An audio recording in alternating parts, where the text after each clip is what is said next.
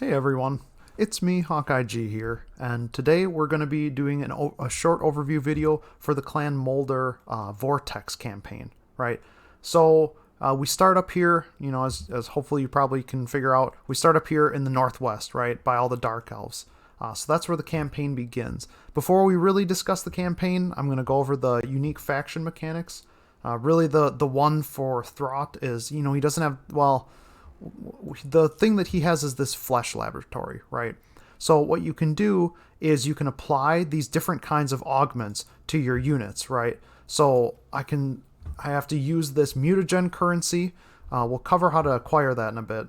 But so you basically can like pick one of these upgrades and unlock it on this character. To unlock further up the tier, you would need to get like the connecting upgrades, right? So if I get this, you can see it unlocks this next upgrade. This upgrade is all you need to unlock the one on the edge, but you need two, like both of them to unlock one that's like more in the center, right? And that's basically how it goes. These have a wide variety of effects. I'm not really going to cover them here. You can find out for yourself what they do. But there's a separate page for monsters, and the same policy applies there, where you have to, progressively unlock them by having picked it on at least one monster and getting all the different combinations unlocked. You can also see that this one is red, right? Which means it has an instability. This percentage that you see below every character is their percentage to generate an instability when you add one of these mutations, right? So you can't just add infinite mutations. Like you can see this one has 5. It already has a 60% chance of instability. And so basically goes up by 10%, like starts at base 10, add 10% for every augment you have. When you get an instability, it basically at the start of a fight you would lose hit points proportion to your instability level. So instability 1, you just go down to 75% hit points at the start of the, like slowly from the start of the match. Well, slowly is relative, right? Instability 2 cuts you down to 50% hit points. Instability 3 cuts you down to 0, and instability 4, the unit is dead and it's like you can't use it anymore, right? So you have these augments, like I said, you kind of explore them for yourself, but that's how this works. You also have the laboratory. So this is kind of where you buy actual upgrades for your let's look at some of these, right? Recruit rank for all growth vat units. So we'll have to cover that too. But like this one's a good example, right? Skaven slaves are recruited with between 1 to 5 random augments. So this means that even when you just recruit a standard Skaven slave, it'll just give you a handful of these augments, so you don't have to spend mutagen, right? Let's see. Adds an additional unit to growth vat. Again, we'll discuss that shortly. Increases mutagen capacity. Your normal capacity is 100. If you go over that, you can go over that, but it'll slowly deteriorate down to 100, so you'll kind of waste it. Or like this one, ward save plus 10% for units with 4 augments. So both of these rat ogres would have that ward save bonus, right? So there's a couple of different upgrades you can purchase here. Then there's also these so these are upgrades, and then I would say these are kind of purchases, right? I can spend, if you do one of these, it kind of locks you out of one for a little bit, but so I can spend 10 mutagen for this bonus, right? For casualty replenishment and leadership aura. And ability usage, I can spend 5,000 gold to buy 100 mutagen. I can spend 20 food to give myself replenishment rate on all of my monsters. And actually this one's good to be aware of, right? Casualty replenishment plus 200%.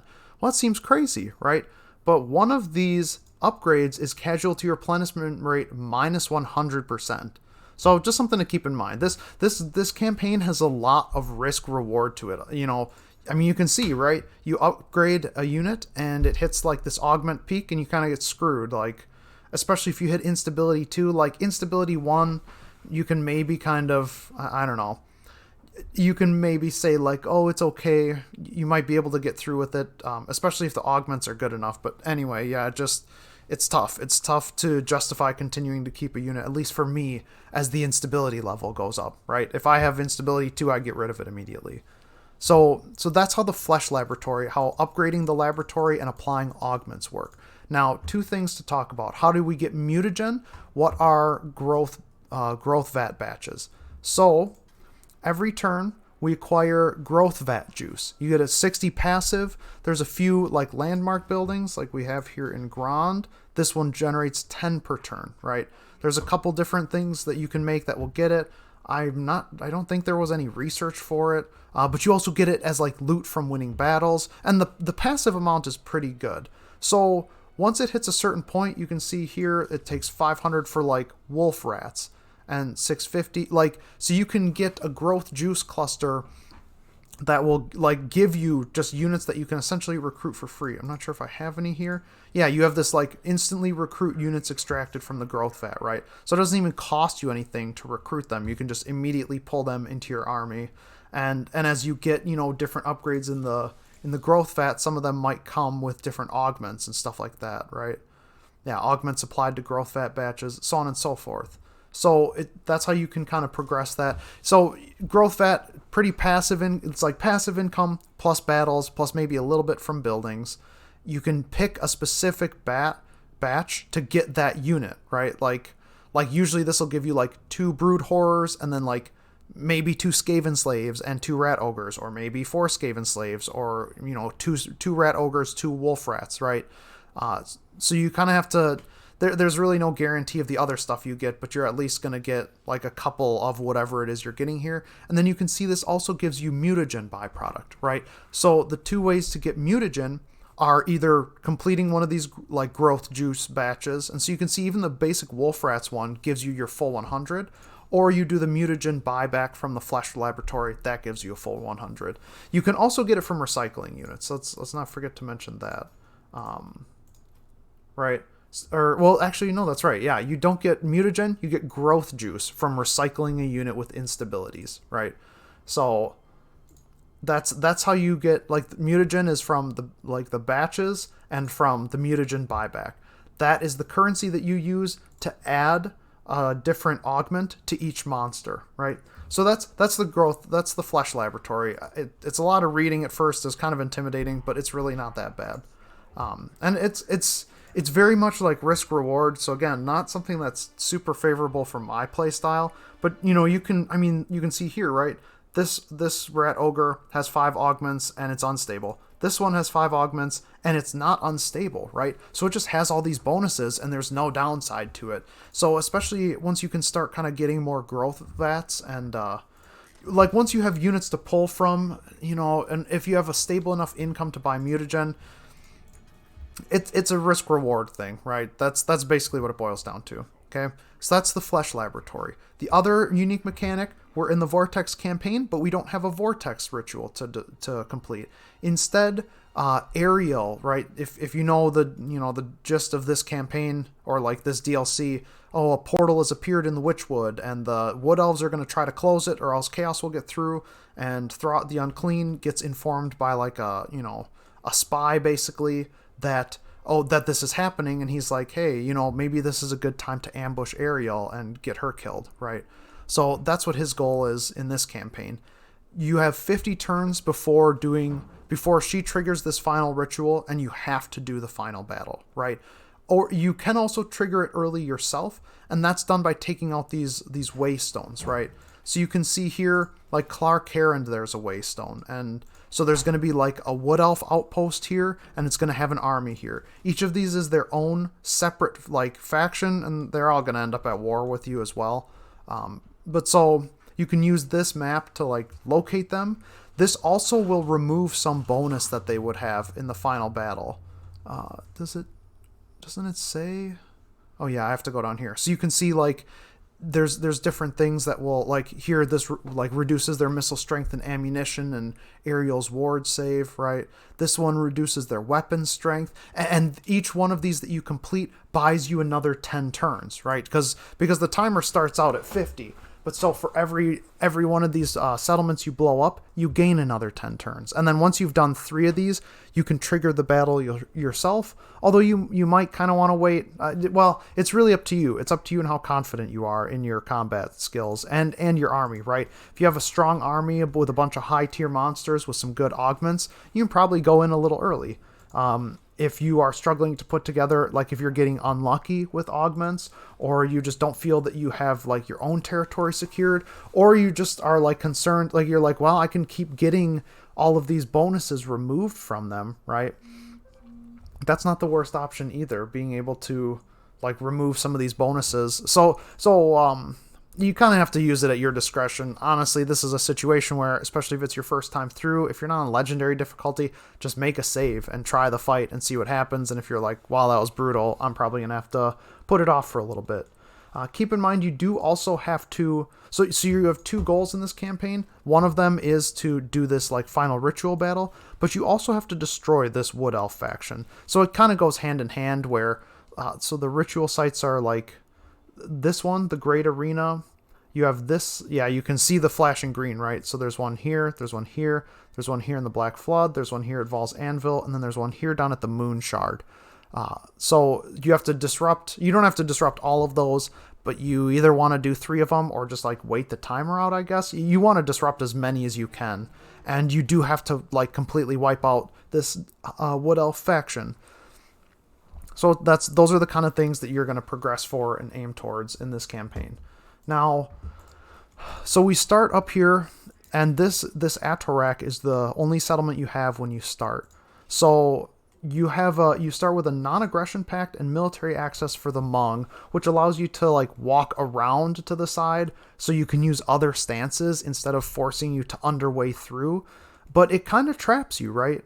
Because if you don't take out this Hmong encampment for yourself, you can see they totally block off your route out to anything else. And I know that you're the Skaven, but you still are probably going to want to establish a trade agreement or something with like 1 or 2 people. And you can't do that until you or somebody else has like either wiped out this settlement, or maybe like they take it for themselves if you're allying with them, whatever the case may be. But yeah, you gotta, like, you have coverage here. And then even if this settlement is removed, you can see it still kind of cuts you off because your first opponent will be Grand. That's who you start at war with.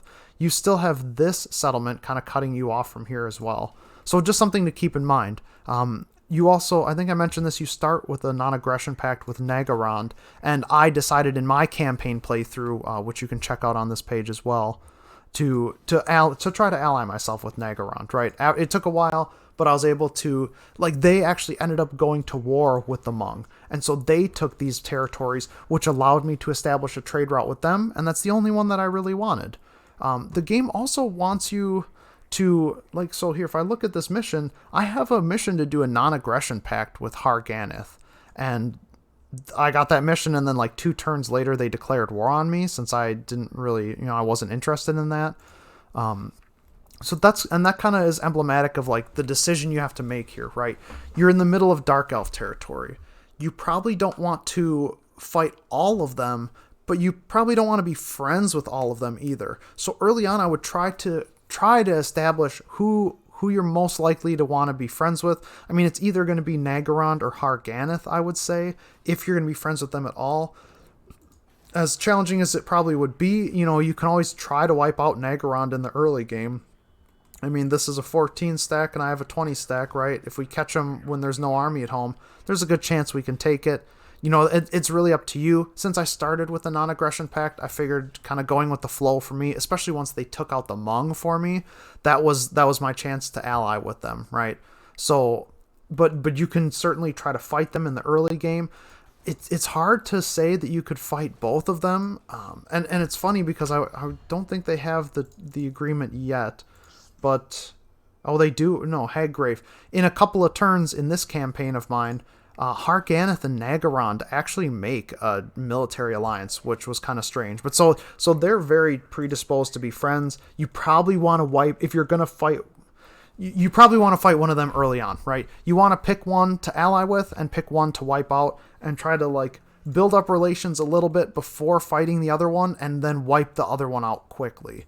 Now, which one you want to do, it's kind of up to you. It's nice if Harganeth can just kind of lock down the east, and then you don't have to worry about this, and you can focus west. And even if you wipe out Harganeth and then you push to the west and like make friends with Nagaroth, I think that can be, or Nagarond, I think that can be a positive. That can be a possible route as well.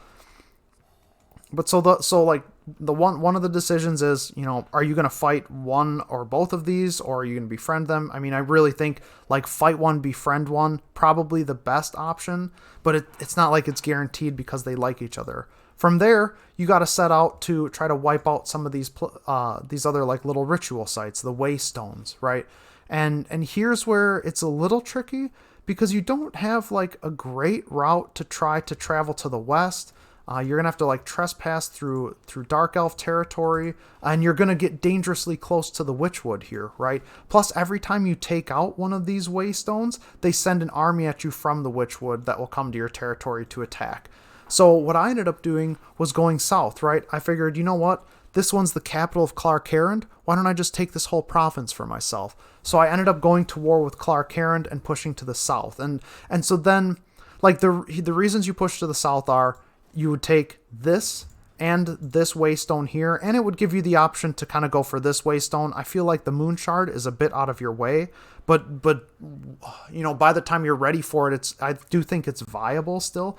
Also, Hag Hall, a settlement right around here, has food in it, and that's it. Like it has the the herb kind of rare resource, and that generates food for you as the Skaven. And in this northern territory, that is the one.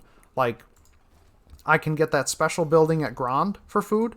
I can get this food building at Hag Hall. That's it. Those are your only options in this like entire zone for buildings that generate food, besides like the capital building that gives you the one food generated. So I think that's what makes Clan Rictus's campaign so very difficult, and it's what makes this campaign challenging as well. So like I said, I made the decision early on that I was going to push south, right? Let Nagaron deal with things to the west and hopefully kind of push in there. You'll also notice that the AI won't attack these waystone sites, which, for better or worse, I guess.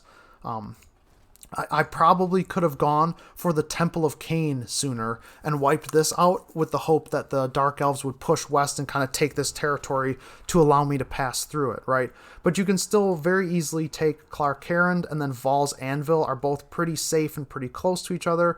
There's territory you can clean up here. You do have Clan Rictus here to the east, and that's another tough one. It's one of those, if you could confederate them, that's great. But what ended up happening for me is, they jump over and they just like raided my territory. I don't know that they're really a valuable ally. So it's kind of pick your poison. I think if you choose to go west, right? If your decision in the campaign is maybe betray the Hmong or even fight Nagaron, like whatever you do, you decide to go west. You decide to take the Iron Mountains. You decide to take the Red Desert, and you decide to like knock out the Temple of Cain waystone and this Cleric Spire. And honestly, that's not a bad. I feel like that's probably the safer route to go in the campaign. You push west and you kind of make sure that your backs, like two sides, are cleared, right?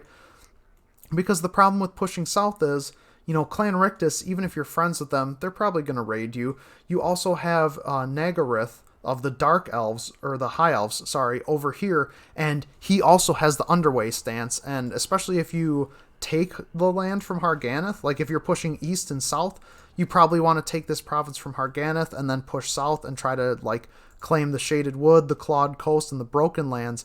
But, like, while you have this territory to the east and this territory to the south, eventually Nagarith will find you, declare war on you, and like, whoops, jump right over into Harganeth and be able to kind of hit you in 2 turns. And because you're playing as the Skaven, it's kind of difficult, even with the gold mine at Grand. It's a challenge to be able to maintain enough of an army to both push successfully in the south, especially because it's hard to take out like the waystones with a single army. It's very doable, but it's tough, right? You have to have a good army, and then to be able to afford a second one just to play defense against the High Elves potentially jumping through. It's stretched. That's like the biggest. The hardest thing about this campaign is you're probably going to be pretty thinly stretched. You're Skaven with low food income and no real possibility of multiple trade partners. You have several dangerous enemies near you, right? Dark Elves and High Elves alike. Like I said, I think pushing west is probably a little bit safer of an option, whereas pushing south is maybe a little bit more difficult, but it also gives you, like, you can still very easily, like, get to the Temple of Cain by taking territory to the south and then just like a quick underway hop right over here, right?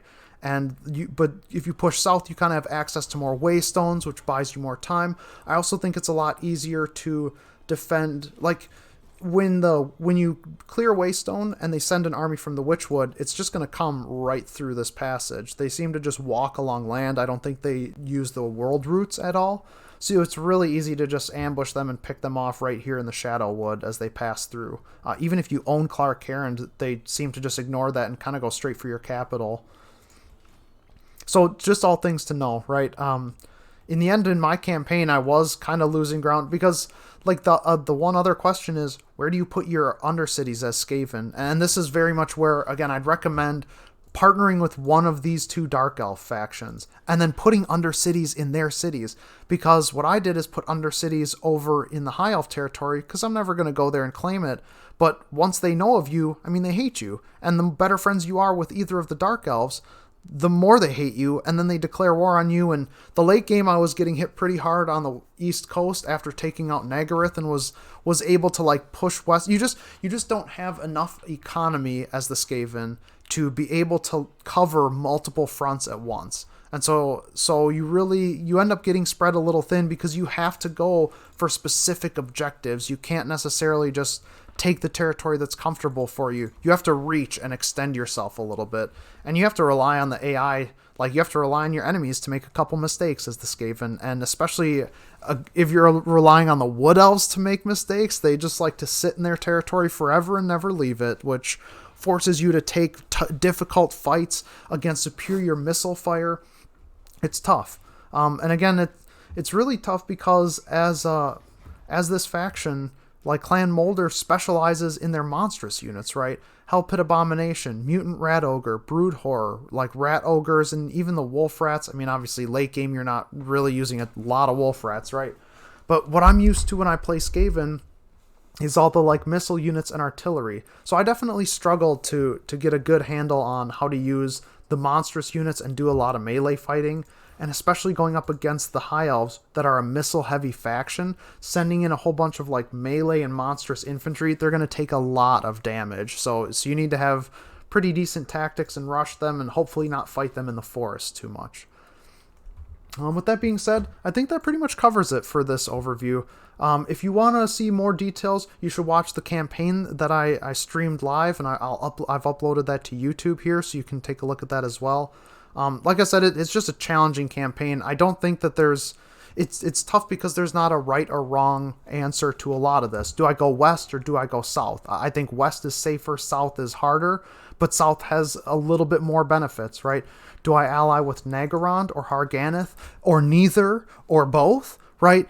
It's also situational, and you have to make that decision so early on. So again, it's more about making a decision early and sticking to that decision, saying I'm going to ally with this person, move west through their territory, or I'm going to ally with this person, but then still move west and have them control the east. You know, wouldn't it be nice if Harganeth was still alive when Nagaryth started jumping over and harassing, and I didn't have to deal with that, right?